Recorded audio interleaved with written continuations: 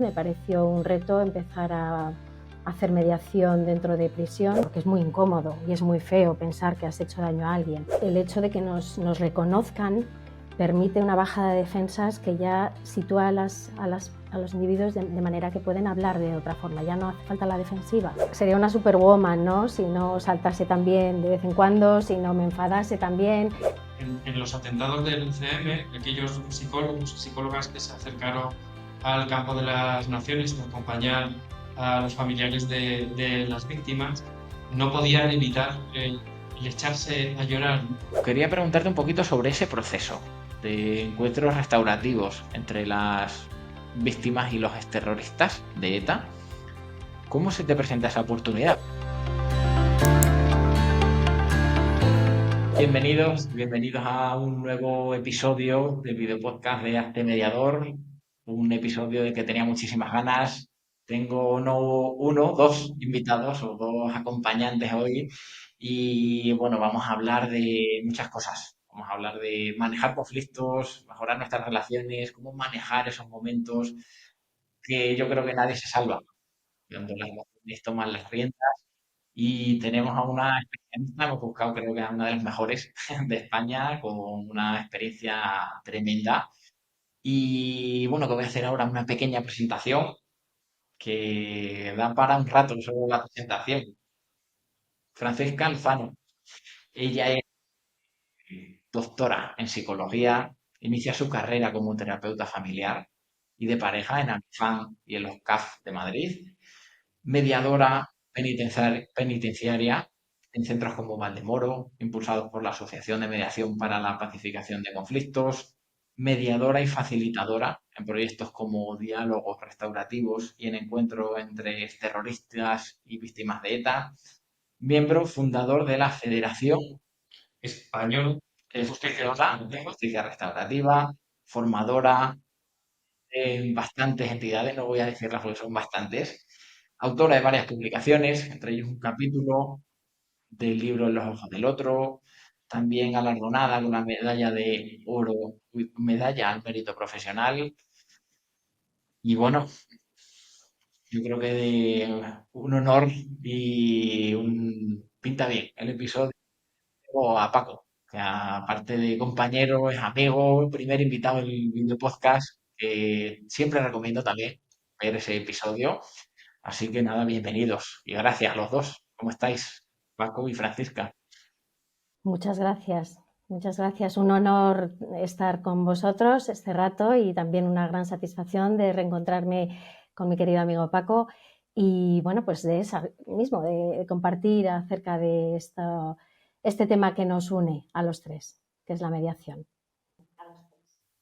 es un placer reencontrarnos, Francisca, y además en el currículum ese tipo de cosas no se suele poner, ¿no? Pero habría que añadir que es muy buena persona, que Francisca es muy buena persona. Muchas gracias. Y lo mismo digo, además. Pues sí. Pues bueno, estábamos justo antes hablando Paco y yo, que si ya la mediación, la justicia restaurativa son ámbitos poco conocidos, pues ya mediación penitenciaria, conflictos con mucha emocionalidad. O sea, que creo que son los más difíciles que ahora nos vas a contar. Experiencias de ese tipo, cómo los gestionas o cómo ayudas a las personas a gestionarlos mejor. Son poco conocidos y son muy complejos. Así creo que son para valientes, muy, muy complejos y creo que por eso hemos traído también a Francisca. Yo te quería preguntarte, ¿qué se encendió en ti para dedicarte a esto? Bueno, la verdad es que a veces la vida te va poniendo cosas por delante, te va abriendo puertas y es verdad que puedes entrar por esas puertas o no entrar, pero bueno, en mi caso sí me produjo muchísima curiosidad, me pareció un reto empezar a hacer mediación dentro de prisión y todo esto surgió de la idea de, bueno, pues de un grupo de profesionales, de psicólogos y abogados principalmente. En ese momento en el equipo éramos esos dos perfiles profesionales que nos dedicamos por un lado a la intervención familiar, otros a la mediación familiar y otros a la defensa de las personas privadas de libertad y pensamos que podría estar bien que eso que conocemos de la mediación familiar, que vemos que funciona en conflictos que tienen muchísima emocionalidad, que podíamos llevarlo a un contexto tan aparentemente contrario a valores de diálogo como podía ser la prisión. A partir de ahí, bueno, pues comenzamos a crear una metodología y bueno, pues la empezamos a poner en marcha en el Centro Penitenciario de Madrid 3, Valdemoro, en el año 2005. Estamos hablando de marzo del 2005. Entonces, bueno, pues la verdad es que en todo momento me pareció eso mismo, como una aventura, un reto, un privilegio estar ayudando a personas con tantas carencias en sus relaciones, en sus vidas y con tantas dificultades en un contexto de violencias. Y descubrí una cosa que después, bueno, pues parece que es bastante común, y es que el contexto penitenciario, la prisión, genera un enganche. Y una vez que empiezas a trabajar ahí, sobre todo desde el sector, tercer sector, bueno, pues de alguna manera quedas involucrada de por vida. Es decir, es algo que ya forma parte de tu funcionamiento, de tu rol profesional y de tu forma de entender el mundo.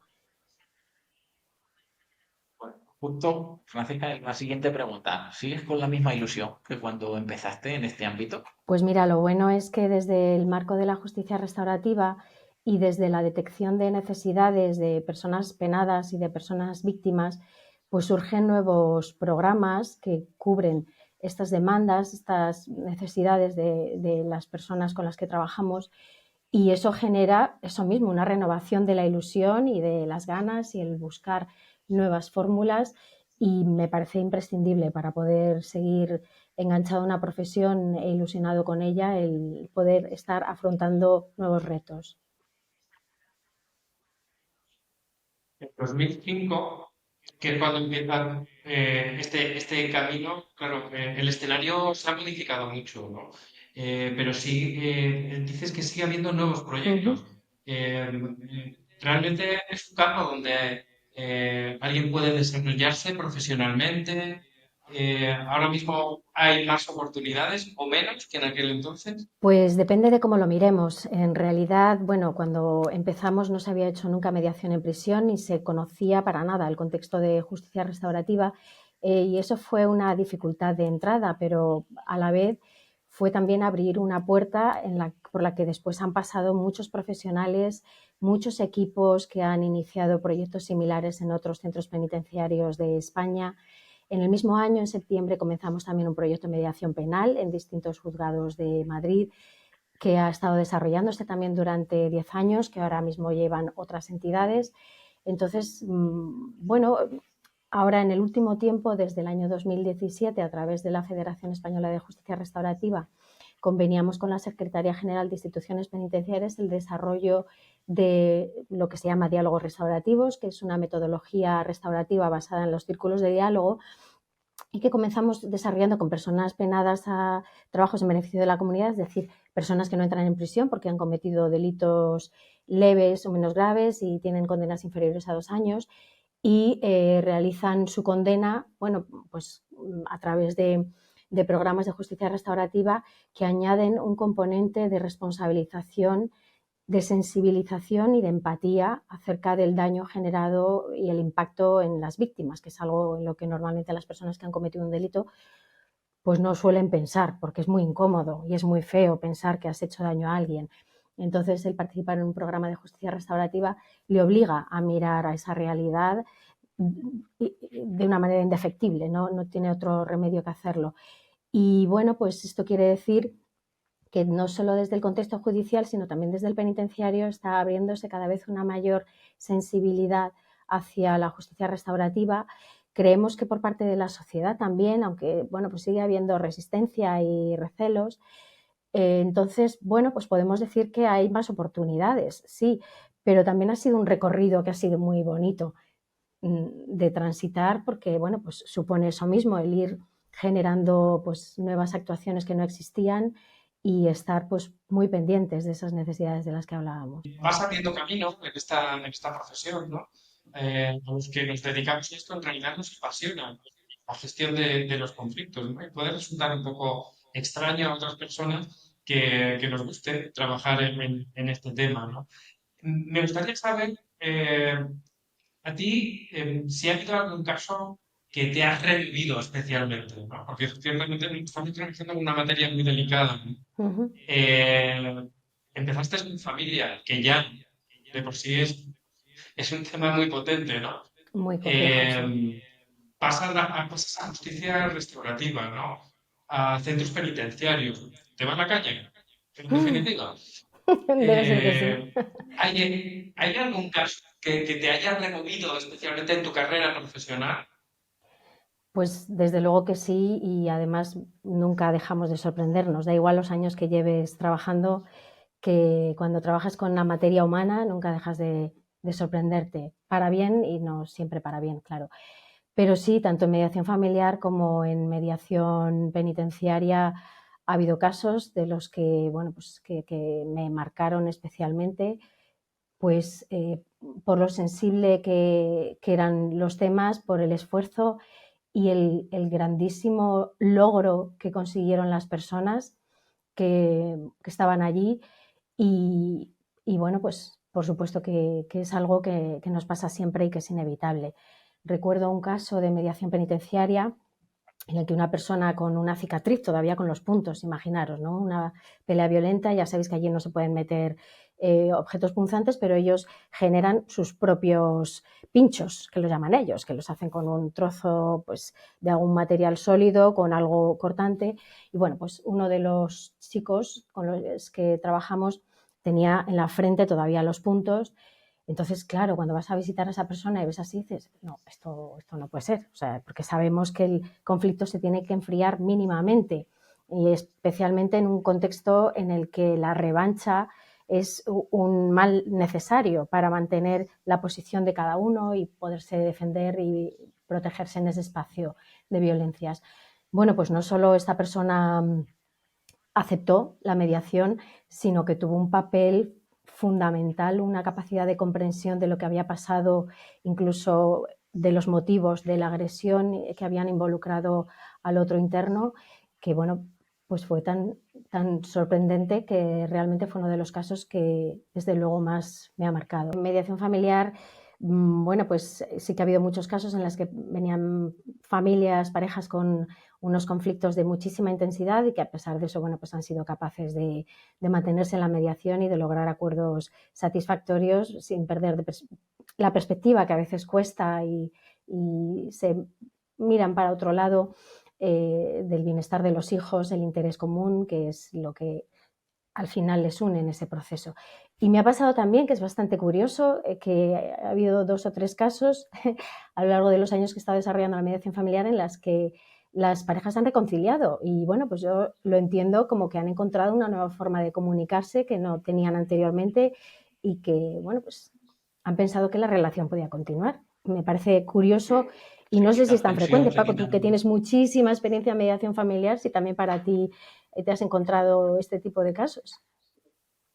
Sí, más de 20 años dedicados a la mediación familiar, ciertamente. Sí, Sí que ¿verdad? tengo que decir que en pocos casos, y de alguna manera me gusta recalcarlo porque a veces se tiene la idea y siempre hay alguien que tiene el deseo de hacer uso de la mediación para recuperar a su pareja, ¿no? Entonces, en un contexto de diálogo, ese deseo es muy lógico y muy normal que crezca en aquel que tiene más resistencia a la ruptura, a la separación, y sobre todo si no lo ha decidido y tiene que aceptar la decisión de su expareja, ¿no?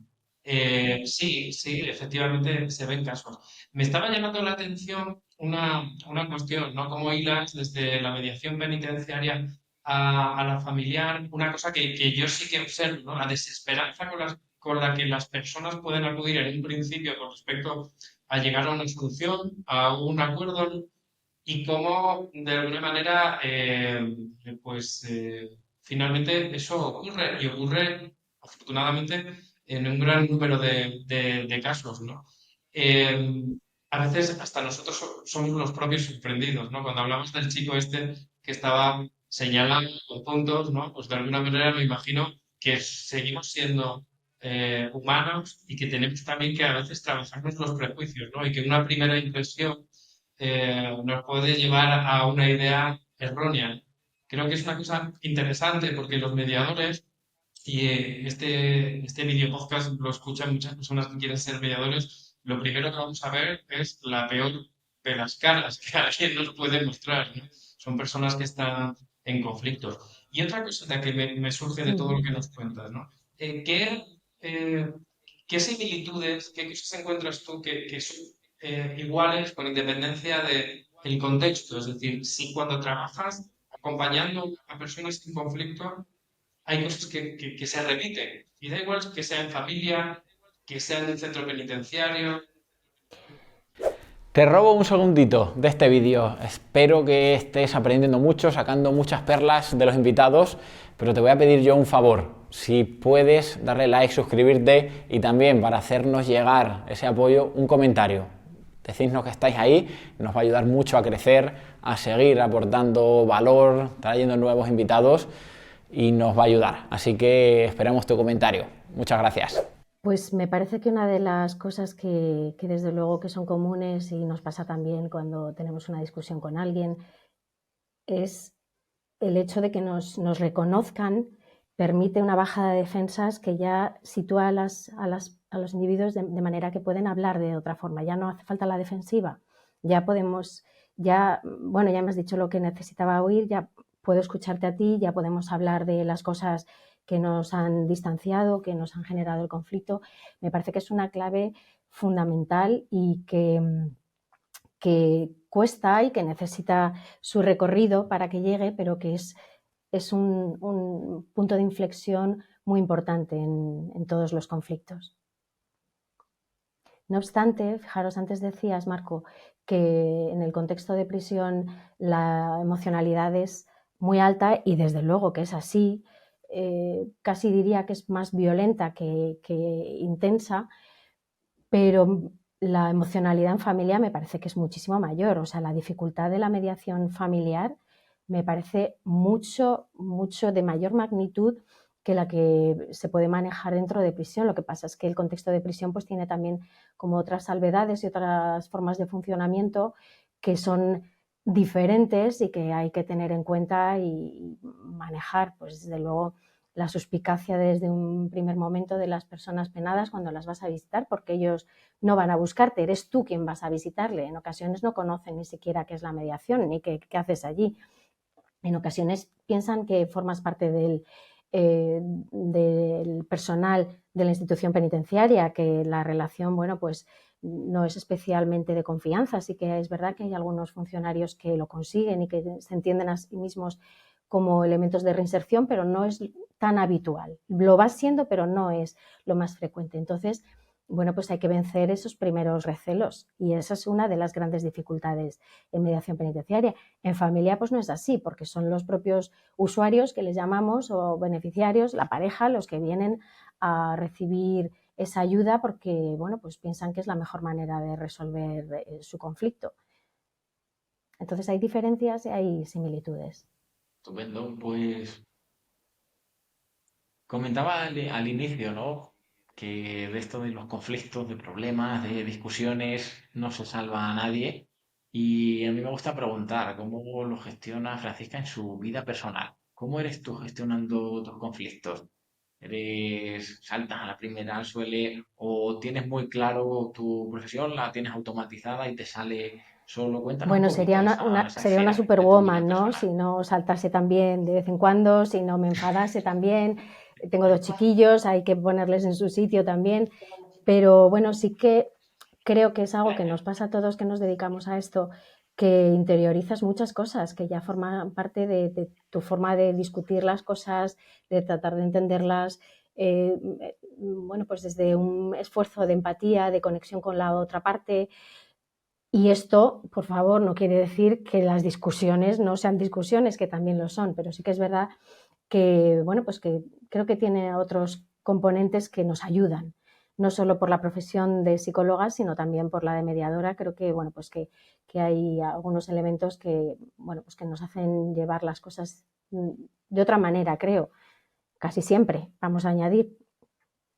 Vale, y conocerse a uno mismo, ¿qué importancia le das tú a este aspecto para dedicarte a la gestión de conflictos?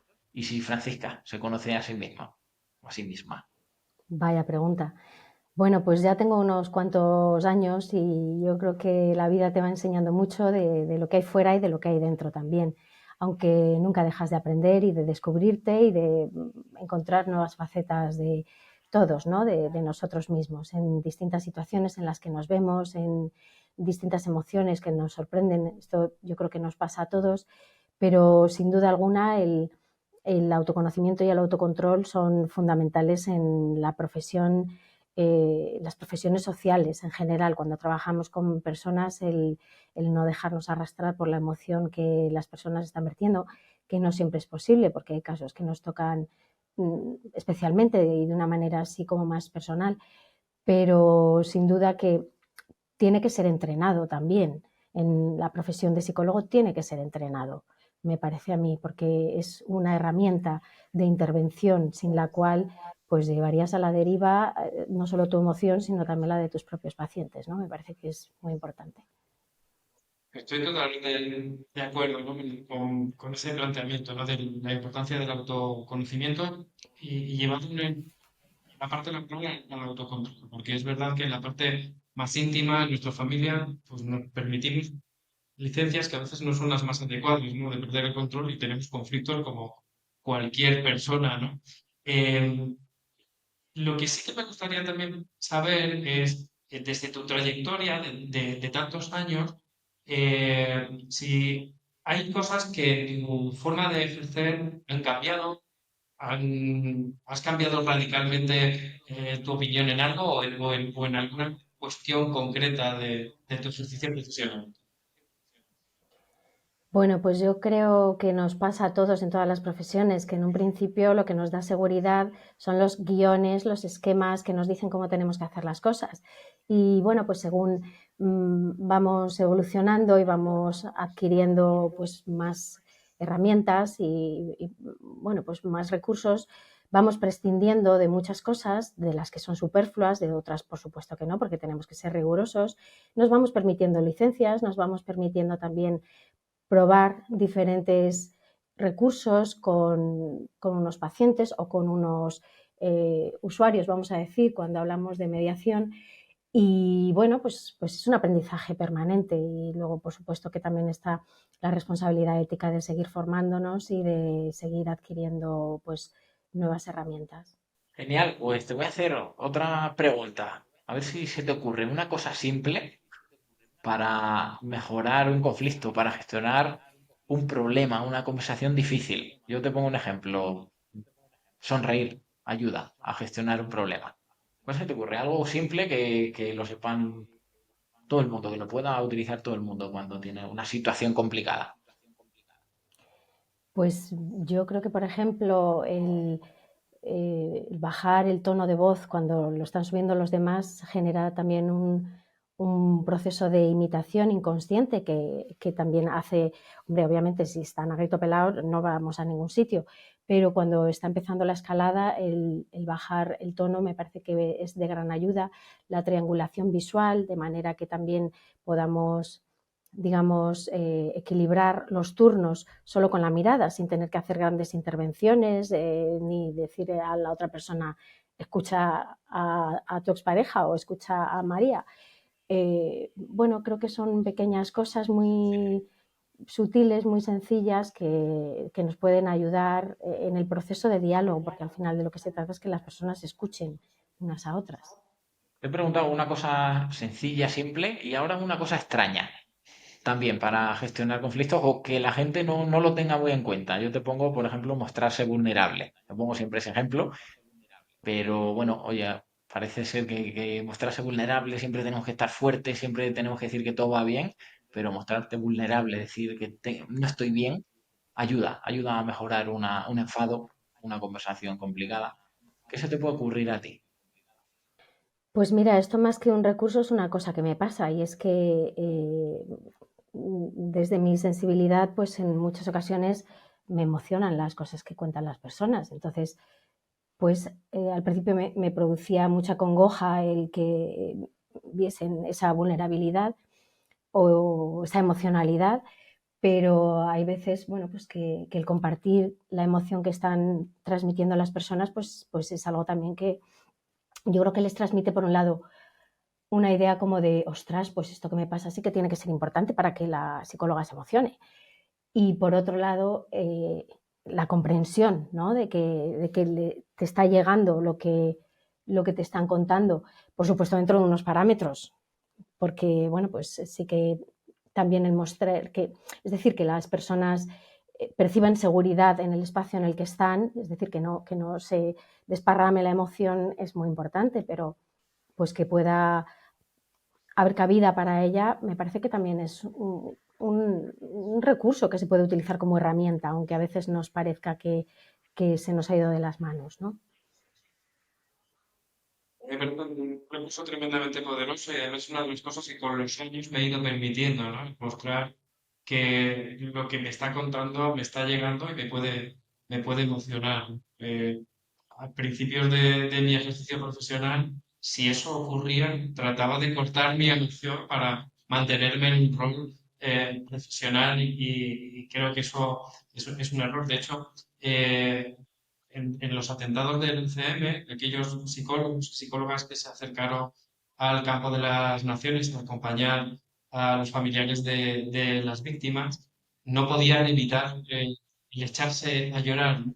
Algunos de esos psicólogos fueron compañeros nuestros, Francisca, y cuando estudiaron esos procesos, decían que una de las cuestiones más terapéuticas en esos momentos era compartir el llanto con ese profesional que había venido a ayudarles. Yo creo que es una herramienta tremendamente poderosa.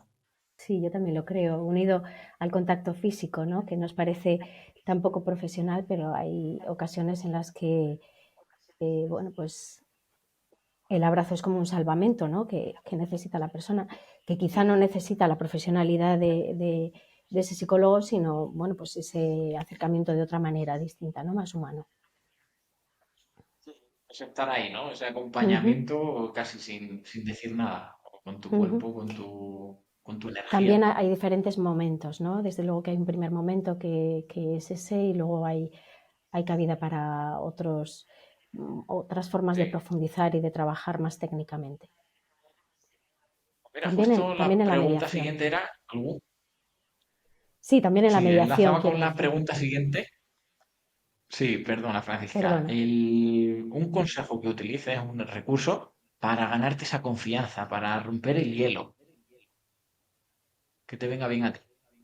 Pues mira, mediación penitenciaria es una cosa que aprendimos, como tantas cosas hemos aprendido por ensayo y error, pues llegábamos con ese rol así muy profesional, somos agentes externos, venimos a...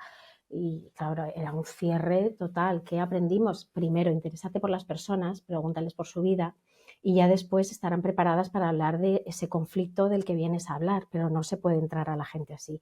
Entonces, un primer acercamiento desde eso, desde las preocupaciones de la persona, cómo vive en prisión, en qué módulo está, qué tal está, qué apoyos tiene fuera, en qué trabajaba cuando estaba viviendo en libertad, qué familias tiene, qué apoyos mantiene. O sea, todo eso en modo conversación, por supuesto, nada de coger el papel y boli, que eso es también otro de los aprendizajes muy tempranos de la profesión, bueno, pues permite que después ya estén preparados, ¿no? Ya hemos bajado esas resistencias, estén preparados para hablar de otras cosas más feas, ¿no? Porque a quien le gusta contar que ha pegado a alguien o que se ha puesto hecho un energúmeno, pues no, y menos de primeras. Existe el fenómeno tan conocido de la deseabilidad social, del que nadie estamos libres, y cómo no va a estarlo alguien que además te tiene que contar una cosa muy incómoda y muy desagradable. Pues por supuesto, no debemos perder de vista esto y entender que tenemos que ir poco a poco, permitir eso mismo, que la persona vaya bajando esas defensas y que la deshabilidad social ya no sea como un objetivo tan prioritario. Vale. Y también te pregunto, ¿alguna historia, tópico o frase que siempre utilizas en las sesiones o quieres que las partes se graben a fuego? Que utilices siempre. Bueno, no sé qué decirte. La verdad es que mmm, me parece que una de las cosas más importantes de la mediación es, sobre todo cuando bueno, pues hay algún escollo y se está poniendo la cosa difícil, es preguntarles que por qué están ahí a pesar de lo difícil que está siendo, ¿no? y esto nos habla de los intereses de las personas, a pesar de las posiciones que traigan y de que pueda resultar muy difícil en muchos momentos. Y entonces me parece bueno, pues que esta pregunta les conecta directamente con eso mismo, con que han decidido resolver así sus conflictos y que eso les obliga al diálogo, a otra actitud, a la escucha, a la honestidad y a fin de cuentas a necesitar al otro para poder llegar a un acuerdo satisfactorio. También en esta línea de trabajo me interesa saber cuando una sesión, cuando un proceso se te va de las manos, ¿cómo actúas? ¿Qué recursos tienes? ¿De dónde tiras? Cuando la cosa se va de las manos, bueno, pues la verdad es que queda para mucho la pregunta, ¿no? Se habla mucho del caucus en mediación, ¿verdad? Nos cuentan mucho, bueno, pues que es para este tipo de momentos.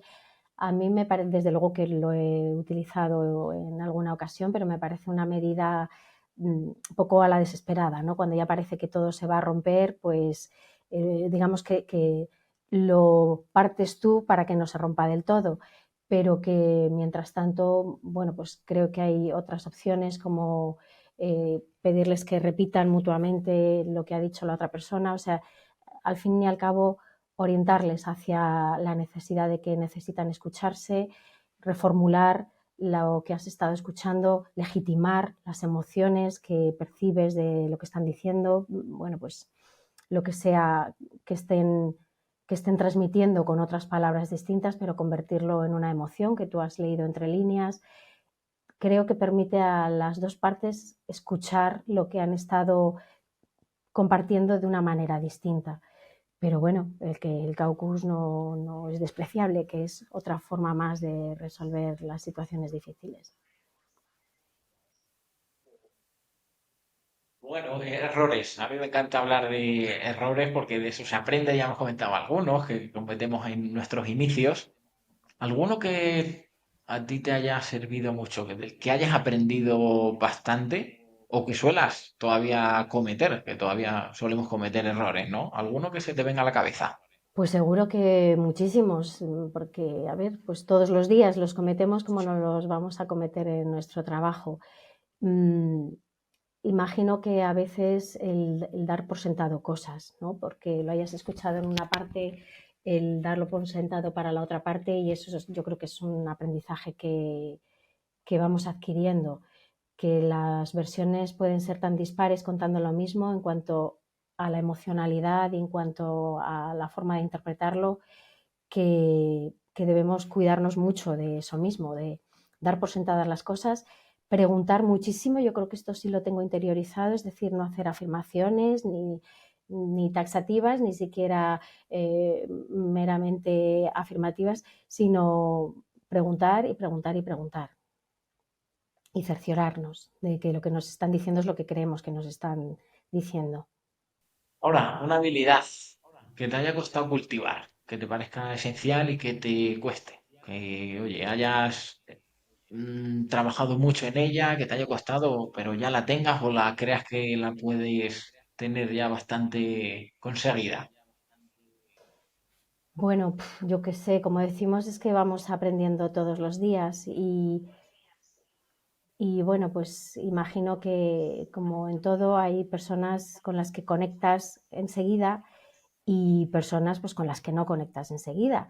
Y el ejercicio muy consciente de hacer exactamente el mismo trabajo que haces con las personas que conectas que con las personas pues que no son tan afines a tu forma de ver la vida o tu forma de entender las relaciones o el comportamiento, ciertas actitudes, etcétera.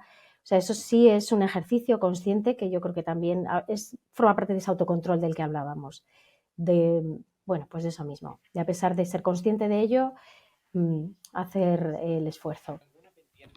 ¿Y alguna pendiente en la que tengas ahí una formación en mente o que tengas que mejorarla? ¿Alguna que se te ocurra, alguna Bueno, habilidad? pues la verdad es que más que una habilidad que me gustaría seguir probándome nuevas prácticas restaurativas Y, por ejemplo, el conferencing es una práctica que en España es casi anecdótica.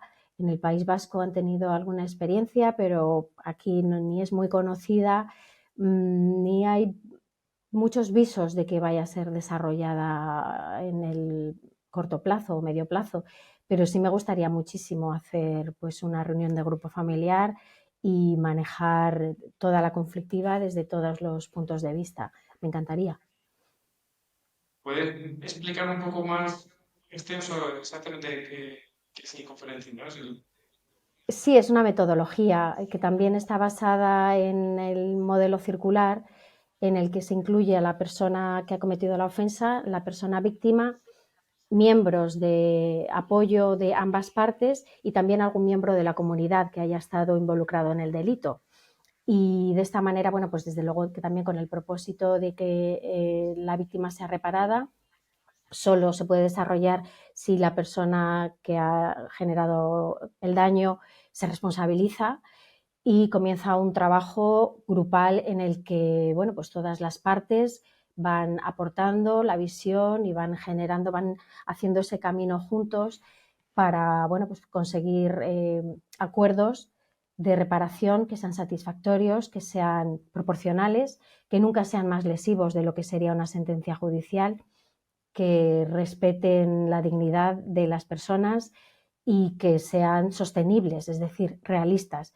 Me parece, bueno, hay autores que defienden que es la práctica más totalmente restaurativa porque hace esta inclusión de la comunidad, que en España es una de las críticas que recibimos, que bueno, es una carencia de nuestras prácticas restaurativas, porque la mediación ya sabéis que está principalmente orientada a los directamente involucrados en el delito o en el conflicto, pero bueno, pues el conferencing o reuniones de grupo familiar amplía este espectro de personas que participan, lo hace más rico y también introduce el concepto de vergüenza reintegrativa, que es un concepto que desde el año 89, propuesto por John Braithwaite, se ha convertido en un eje central de la justicia restaurativa y que es uno de los elementos de máximo trabajo en prácticas pues, de esta naturaleza. Vamos a hacer un pequeño paroncito. Espero que te esté sirviendo, que puedas coger cositas de este vídeo podcast. Ahora te voy a pedir yo un favor. Tardas 2 segundos, que es darle like, suscribirte al canal, porque nos va a apoyar muchísimo, ¿vale? Así que si me haces ese favor, nos va a ayudar a crecer y a seguir aportando mucho más contenido de valor. Te dejo con el capítulo. Son más habituales en Australia y Nueva Zelanda. Y bueno, luego es verdad que se han extendido por otras partes del mundo, pero en España todavía pues no tenemos mucha tradición ni mucha intención.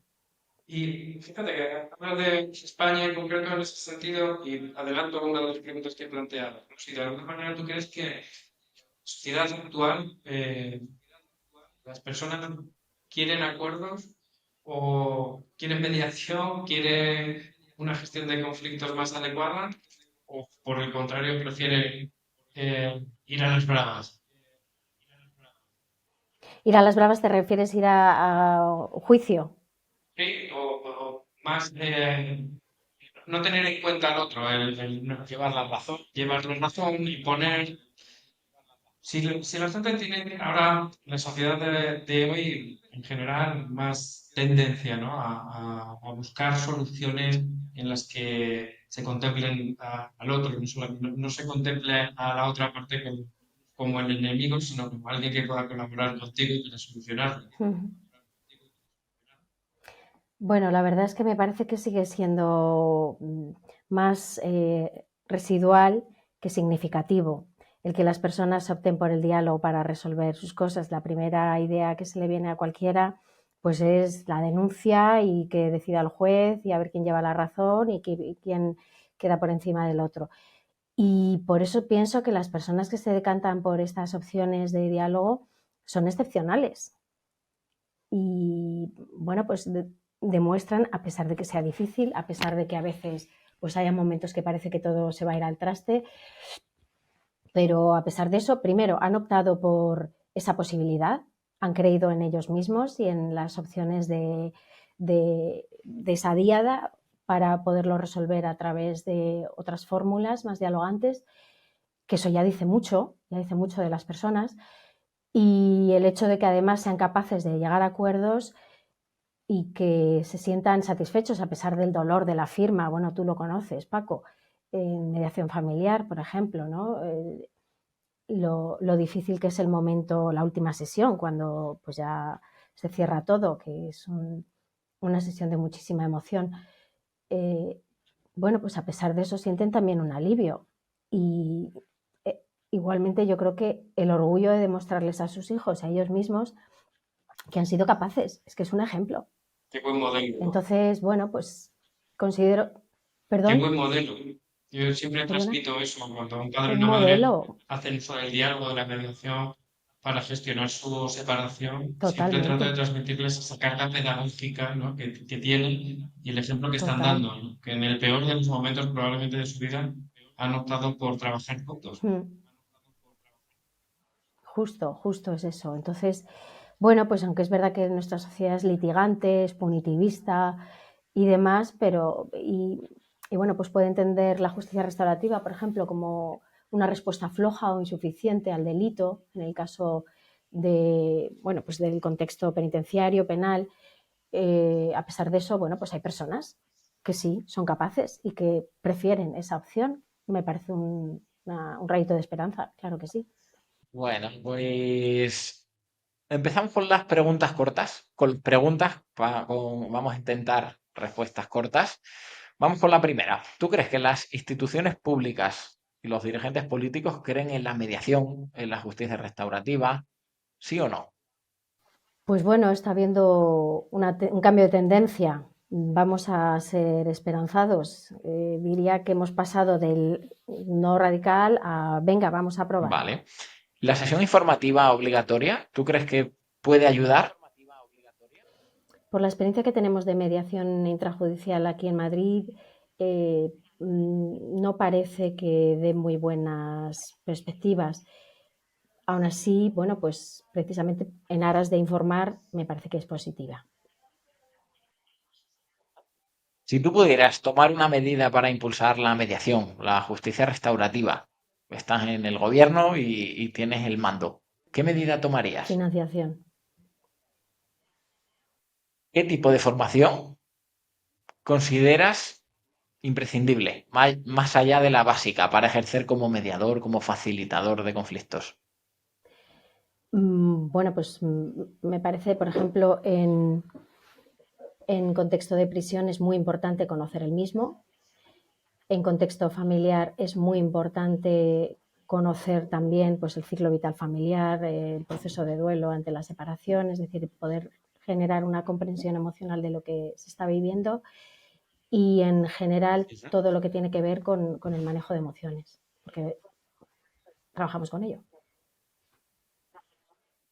¿Cómo ves el futuro de la gestión de conflictos? Te pongo ejemplos, por ejemplo, el juzgado multipuertas, inteligencias artificiales, plataformas online, algún modelo a seguir. ¿Cómo te imaginas el futuro de estas vías? Bueno, la inteligencia artificial no la veo aquí, desde luego, pero sí puedo ver que en algún momento se apueste de verdad por estas fórmulas de diálogo y que formen parte de las opciones que tienen los ciudadanos a mano en todas las ciudades, en cualquier tipo de conflicto. Me parece el futuro más esperanzador que me puedo imaginar. Sí. ¿Y qué crees que falta en las escuelas por enseñar y que podría aportar mucho valor a nuestras sociedades? Pues creo que empatía también, tolerancia, que cada vez estamos más lejos de eso, precisamente estamos yendo en la dirección contraria, y, y solidaridad. Perfecto. Pues acabamos con recomendaciones y consejos también en una frase o por ejemplo, la primera es una película, serie o documental que siempre recomiendo es, Precisamente antes os quería haber recomendado una película que ha salido el año pasado, a finales de 2023, último trimestre, que se llama Las dos caras de la justicia, seguro que la conocéis. sí, sí, yo sí he tenido la Es verdad, oportunidad. representa una práctica restaurativa en Francia. No tiene el mismo modelo que desarrollamos aquí, pero sí que es verdad que el modelo de diálogos restaurativos que desarrollamos a lo largo del año 2017 tenía como base un modelo muy similar al que representan y da una visión, pues creo que muy verídica de cómo lo viven las personas que han cometido el delito, las personas que lo han sufrido y cómo también pues el acercamiento y el diálogo entre ellas puede derribar muchísimas barreras y puede generar unos encuentros inauditos, inesperados. Y es un ejemplo muy bueno, yo creo. Sí, genial, a mí me encantó, o sea, creo que acercan muchísimo la visión de todas las personas que intervienen con historias bonitas, así que es súper recomendable para aprender y para pasar el rato también. Así Sí, que muy buena recomendación. Ahora un libro que siempre recomiendo es, pues bueno, no quiero barrer para casa, pero me parece que Los ojos del otro es pues un ejemplo de un proceso restaurativo también impensable, ¿no? Entre personas que han perdido a seres queridos por la intencionalidad humana, por terrorismo, por esa sinrazón de la violencia y que a pesar de eso son capaces de sentarse con la otra persona y dialogar y por supuesto también el grandísimo mérito que tiene para las personas que han vivido la transformación de justificarse esos delitos terribles a vivir el proceso de abandonar esa minimización, esa trivialización, mirar de frente al daño que han generado y ser capaces de responsabilizarse por ello y tratar de reparar lo irreparable, que es la muerte. genial, pues yo también lo recomiendo porque me he leído sobre todo tu capítulo y lo vamos a apuntar en la lista de recomendaciones que tenemos en Hazte Mediador, que ya tenemos unas cuantas, películas, libros. Y ahora te pregunto por un referente, a nivel profesional o fuera, también que o como persona que admires, dentro y fuera del ámbito, ¿vale? El que se te venga a la cabeza. Ivo Arsen, no sé si le conocéis, es un psicólogo, abogado y mediador belga de Lovaina. Y bueno, pues hace unos años tuve el privilegio de compartir unas formaciones con él y aprendí muchísimo de él y pues es una de las personas más activas que conozco en el contexto de la justicia restaurativa, a pesar de estar jubilado. Pero ahí sigue, le admiro. Y también he de decir que admiro a Gemma Barona, una de las criminólogas más importantes de nuestro país, si no la más importante, gran investigadora y bueno, pues también siempre está generando nuevas ideas, nuevos conceptos y abriendo puertas para todos los profesionales de este sector. Bueno, ahora pasamos a que acabes frases. ¿Te parece? Venga, Bien. Lo primero es lo que me fijo.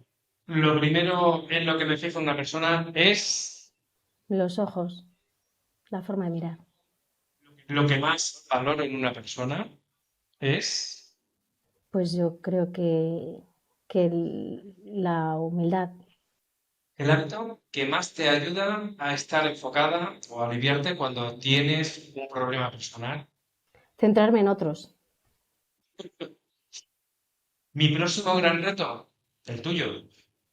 Mi próximo gran reto, pues el día a día ya es un reto. La verdad es que estar Sí, con dos críos en casa, seguro. Y si les gusta el dos fútbol, críos y más. dos trabajos, dos críos y dos trabajos, sí. Bueno, pues yo creo que sí, que el día a día y el estar, digamos, despierta para todas las nuevas oportunidades que surgen y todos estos nuevos proyectos, pues poderlos llevar a cabo. Con por supuesto, la grandísima colaboración desde la Asociación de Mediación para la Pacificación de Conflictos, que son mis grandes compañeras con las que comparto todos estos proyectos. Lo más básico de la mediación. Pues cuando ves que la persona que se sienta delante de ti el primer día es otra distinta a la que despides el último día. Me parece que es algo que es inesperado, que cobra diferentes formas y que es, yo creo, de las satisfacciones más grandes de nuestro trabajo. Totalmente de acuerdo. ¿El éxito qué es para ti? Eso mismo, precisamente, el ayudar a las personas. Pues nada, hemos acabado con la ronda de preguntas. Bueno, genial. Son bastantes. ¿Qué tal? ¿Te has Sí, encontrado bien? bien, muy a gusto, muy bien, Bueno, muy bien. Si algunas llevamos ya una difíciles. hora, Sí, sí, sí, sí. pues se pasa volando. Sé que es complicado contestar de forma cortita. No sé si hay Sí. alguna que te hayas quedado ahí con algo que quieras matizar o alguna que quieras comentar o algo más. Estás en tu... Siéntete libre.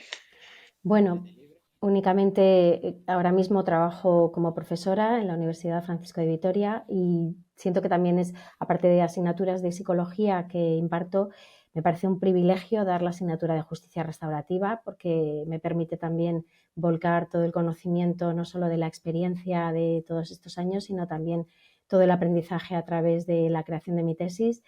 Entonces, bueno, pues me parece que es un regalo de la vida, totalmente. Estoy muy contenta y muy satisfecha con esa parte de mi labor profesional.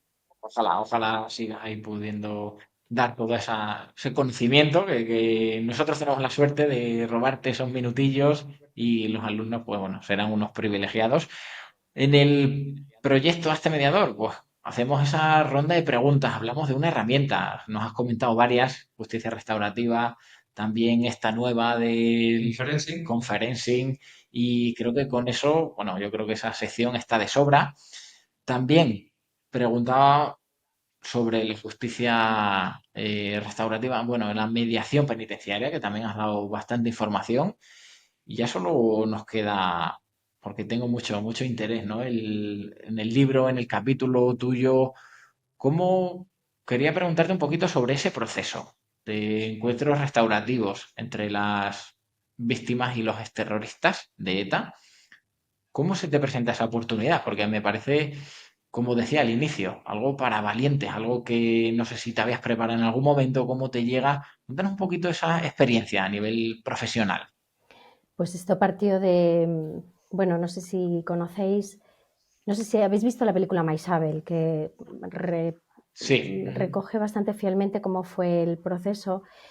Y como ahí se representa, pues todo empezó con mi compañera y querida amiga, que también conoce Paco, que es Esther Pascual, que empezó una primera fase de los encuentros restaurativos con las primeras personas que decidieron hacerlo, que quizá tampoco sepáis, que nació la iniciativa de las propias personas dentro de prisión, de Nanclares de la Oca, presentando una carta a la Dirección General de Víctimas del Gobierno vasco, que recibió la propia Maisabel, que en ese momento pues tenía como mano derecha a Chema Urquijo, y que, bueno, pues que lo vieron como algo también excepcional, ¿no? Inaudito. Y pensaron en Esther. Ella inició esa primera fase y después cuando se amplió el número de personas que deseaban tener este tipo de experiencia, pues entramos otros mediadores también en juego. Entró Julián Ríos, que quizá le conozcáis, entró también Alberto Lalde, José Castilla, bueno, pues otros profesionales que nos conocíamos todos, ya formábamos red anteriormente y bueno, pues estuvimos trabajando con personas que quisieron participar y vivir ese proceso. También sabréis que en un momento determinado fue bloqueado y que, bueno, pues que no se pudo continuar en algunos casos, que no se habían concluido, aunque bueno, llega un momento que las personas salen de prisión porque ya han cumplido sus condenas y ahí ya cada uno es soberano para decidir y hacer lo que le parezca y poder, por lo tanto, concluir el proceso que quedó truncado en ese momento. ¿Sabes una cosa, Francisca, que me gustaría compartir y rescatar un poco? Yo te conocía a los principios de tu carrera profesional, compartimos, fuimos compañeros Sí, de, de Alejandra, de sí, Castilla-La qué Mancha. tiempos. Sí, buenos tiempos. Y Sí. recuerdo pues esa pasión que transmitías, ¿no? Y en tu trabajo, en los proyectos, cuando comenzabas con todas estas Mm, aventuras, ¿no? De mediación penitenciaria, etcétera, etcétera, ¿no? mm, Eh, con más serenidad, pero sigues transmitiendo la misma pasión por tu trabajo. Me ha encantado escucharte eso de que tu trabajo sigue siendo un regalo, porque es lo que transmitías en aquel mm. entonces y lo que sigues transmitiendo te doy la enhorabuena, me Muchas alegro gracias, Paco. enormemente por ti. Y me ha gustado también verme reflejado en muchas de las cosas que has dicho, ¿no? Del ejercicio profesional y de lo que supone la trayectoria después de muchos años. Me gustaría pensar que compartimos también muchas cosas a la hora del ejercicio, Yo creo ¿no? que sí, Que estoy hemos ido convencida. creciendo en una línea parecida. Sí, yo estoy convencida de que así es y esto es prueba de ello. A ver, si no, es muy poco probable que estuviésemos aquí hoy, ¿no? Compartiendo este rato. También lo creo, sí. Pues por mi parte estamos. Yo siempre también dejo un espacio por si tienes algún proyecto. ¿Dónde podemos encontrar a Francisca? Alguien que quiera preguntarte, alguien que quiera invitarte a dar una charla o hacer alguna formación contigo. ¿Dónde se te puede encontrar? Pues tanto a través de la Asociación de Mediación para la Pacificación de Conflictos, eh, que podéis encontrar en www.mediacionypacificacion.es, o bien a través de la Universidad Francisco de Vitoria, que estamos allí todos los profesores, pues ya sabéis que en las universidades eso no es difícil. Entonces, bueno, pues no sería difícil. Igualmente, bueno, pues a través vuestra, por supuesto, también. Y también pregunto siempre a algún invitado que creas que en este formato, esperemos que te hayas sentido cómoda. ¿Alguien se te ocurre, alguien que creas que puede aportar mucho valor, que tenga un mensaje potente para mediadores, pero también para población, que utilice estos recursos, herramientas, que se comunique bien, que baje a tierra todos estos conocimientos, que puedan encajar bien con este proyecto? ¿Se te viene alguien a la cabeza? Pues mira, se me vienen todas mis compañeras de la asociación, desde Rosa Garrido, Virginia Rodríguez, cualquiera de ellas, todas las demás también, por supuesto, no voy a nombrarlas a todas, pero bueno, pues cualquiera de ellas son personas que están en la picota todos los días, trabajando en los centros penitenciarios, trabajando con personas penadas a medidas alternativas y bueno, pues con una grandísima experiencia. Isabel Álvarez también, bueno, pues todas, Ana Sarmentero, bueno, es que todas son personas que tienen una gran trayectoria y mucho que contar. Vale. Pues finalizamos con consejos para tu yo de 25 años para afrontar los problemas de su vida. Y con esto ya cerramos. ¿Cuál te darías? ¿Cuál darías a tu yo de 25 años cuando está iniciando tu carrera profesional y también para afrontar lo que te va a venir de problemas profesionales y personales?